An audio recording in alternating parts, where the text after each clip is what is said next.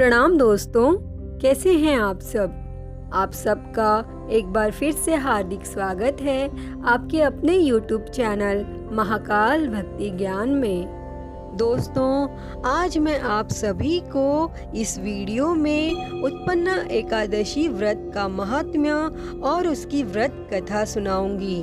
अतः आप सभी से विनम्र निवेदन है, यह वीडियो अंत तक जरूर देखें। एक बार सूत जी कहने लगे कि हे ऋषियों, इस व्रत का वृत्तांत और उत्पत्ति प्राचीन काल में भगवान कृष्ण ने अपने परम भक्त युधिष्ठिर से कही थी और वही मैं तुमसे कहता हूँ।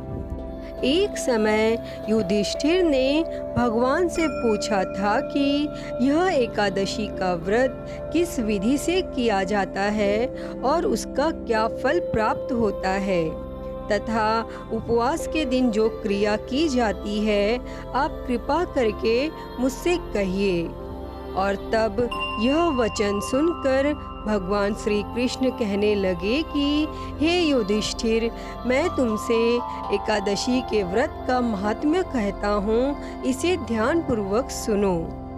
सर्वप्रथम हेमंत ऋतु में मार्गशीर्ष कृष्ण एकादशी से इस व्रत का प्रारंभ किया जाता है और दशमी को सायंकाल भोजन के बाद अच्छी प्रकार से दातून करें ताकि अन्न का अंश मुंह में न रह जाए, और रात्रि को भोजन कदापि न करें और ना ही अधिक बोलें। एकादशी के दिन प्रातः 4 बजे उठकर सबसे पहले व्रत का संकल्प करें तथा इसके पश्चात शौच आदि से निवृत्त होकर शुद्ध जल से स्नान करें। और व्रत करने वाला चोर, पाखंडी, पर स्त्रीगामी, निंदक, मिथ्याभाषी तथा किसी भी प्रकार के पापी से बात न करे।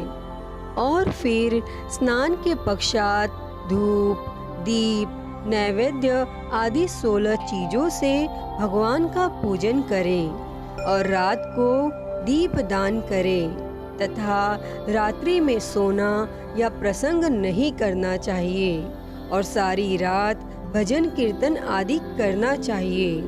और जो कुछ पहले जाने अनजाने में पाप हो गए हों उनकी क्षमा मांगनी चाहिए। और धर्मात्मा पुरुषों को कृष्ण तथा शुक्ल दोनों पक्षों की एकादशियों को समान समझना चाहिए। और जो मनुष्य इस विधि के अनुसार एकादशी का व्रत करते हैं उन्हें शंखो उद्धार तीर्थ में स्नान करके भगवान के दर्शन करने से जो फल प्राप्त होता है वह यह एकादशी व्रत के 16वें भाग के भी समान नहीं है। और व्यतिपात के दिन दान देने का लाख गुना फल होता है तथा संक्रांति से 4 लाख गुना और सूर्य चंद्र ग्रहण में स्नान दान करने से जो पुण्य प्राप्त होता है वही पुण्य यह एकादशी के दिन व्रत करने से मिलता है। और अश्वमेघ यज्ञ करने से 100 गुना तथा 1 लाख तपस्वियों को 60 वर्ष तक भोजन कराने से 10 गुना, 10 ब्राह्मणों अथवा 100 ब्रह्मचारियों को भोजन कराने से 1000 गुना पुण्य भूमि दान करने से होता है। और उससे 1000 गुना पुण्य कन्यादान से प्राप्त होता है। और इससे भी 10 गुना पुण्य विद्या दान करने से होता है। और विद्या दान से 10 गुना पुण्य भूखे को भोजन कराने से होता है। और अन्न दान के समान इस संसार में कोई ऐसा कार्य नहीं जिससे देवता और पितर दोनों तृप्त होते हों, परंतु एकादशी के व्रत का पुण्य सबसे अधिक होता है। 1000 यज्ञों से भी अधिक इसका फल होता है। इस व्रत का प्रभाव देवताओं को भी दुर्लभ है। और रात्रि को भोजन करने वाले को उपवास का आधा फल मिलता है और दिन में एक बार भोजन करने वाले को भी आधा ही फल प्राप्त होता है, जबकि निर्जल व्रत रखने वाले का महात्म्य तो देवता भी वर्णन नहीं कर सकते। और तब युधिष्ठिर कहने लगे कि हे भगवान, आपने हजारों यज्ञ और लाख गौदान को भी एकादशी व्रत के बराबर नहीं बताया, सो यह तिथि सब तिथियों से उत्तम कैसे हुई, कृपा करके बताइए। तब भगवान श्री कृष्ण कहने लगे कि हे युधिष्ठिर, सतयुग में मूर नाम का एक दैत्य उत्पन्न हुआ और वह बड़ा बलवान और भयानक था। तब उस प्रचंड दैत्य ने इंद्र, आदित्य, वसु, वायु, अग्नि आदि सभी देवताओं को पराजित करके भगा दिया। तब इंद्र सहित सभी देवताओं ने भयभीत होकर भगवान शिव से सारा वृत्तांत कहा और वे सब बोले कि हे कैलाशपति, मूर दैत्य से भयभीत होकर सभी देवता मृत्यु लोक में फिर रहे हैं। तब यह सुन भगवान शिव ने कहा कि हे देवताओं, तीनों लोकों के स्वामी, भक्तों के दुखों का नाश करने वाले भगवान विष्णु की शरण में जाओ और वे ही तुम्हारे दुखों को दूर कर सकते हैं। तब शिवजी के ऐसे वचन सुनकर सभी देवता क्षीर सागर में पहुँचे और वहां भगवान को शयन करते देख हाथ जोड़कर उनकी स्तुति करने लगे कि हे देवताओं द्वारा स्तुति करने योग्य प्रभु, आपको बारंबार नमस्कार है। देवताओं की रक्षा करने वाले मधुसूदन, आपको नमस्कार है।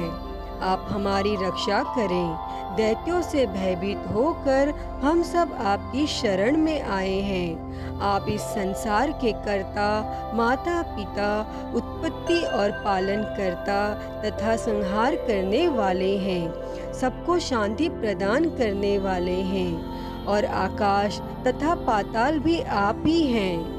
सबके पितामह ब्रह्मा, सूर्य, चंद्र, अग्नि सामग्री, होम आहुति, मंत्र तंत्र, जप, यजमान, यज्ञ, कर्म, कर्ता भोक्ता भी आप ही हैं। आप सर्वव्यापक हैं। आपके सिवा तीनों लोकों में चर तथा अचर कुछ भी नहीं है। हे भगवान, दैत्यों ने हमको जीतकर स्वर्ग से भ्रष्ट कर दिया है और हम सब देवता इधर उधर भागे भागे फिर रहे हैं।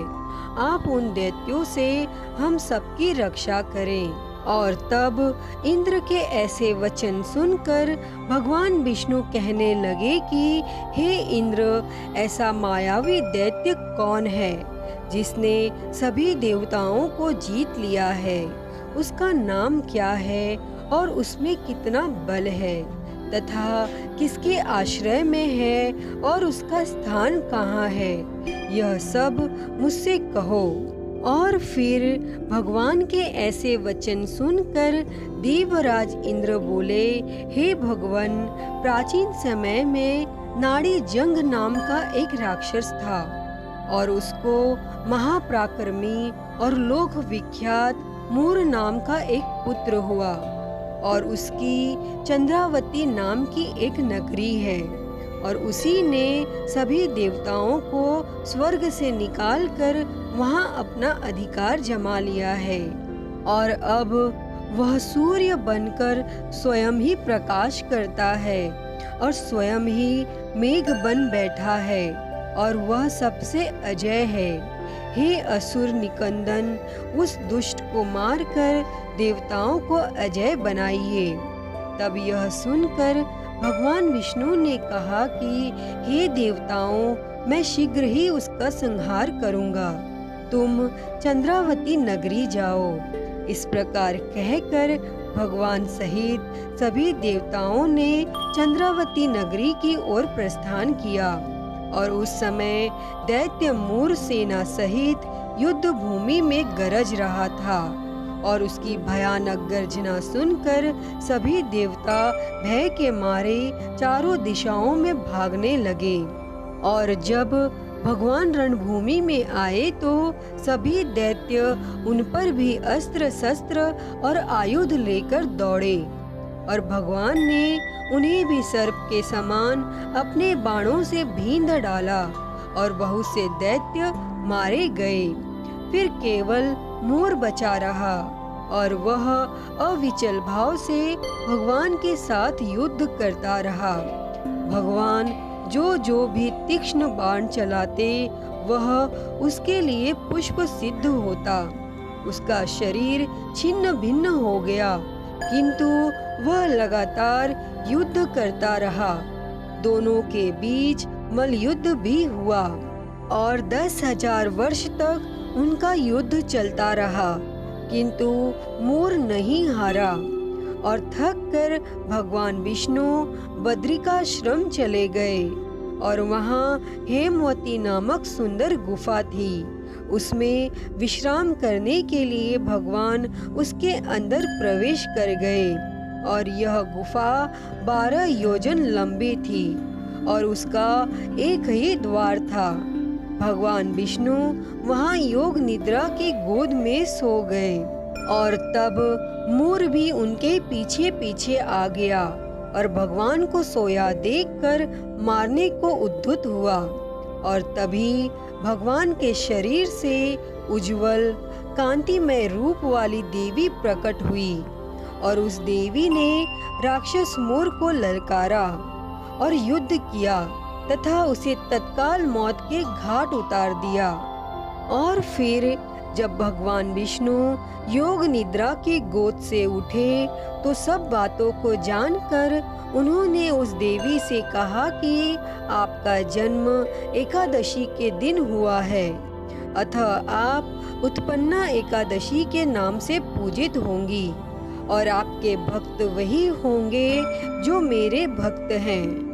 तो दोस्तों, यह था उत्पन्ना एकादशी व्रत का महात्म्य और उसकी व्रत कथा।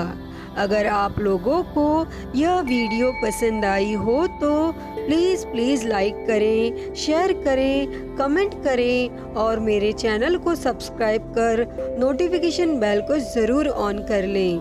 हर हर महादेव। धन्यवाद।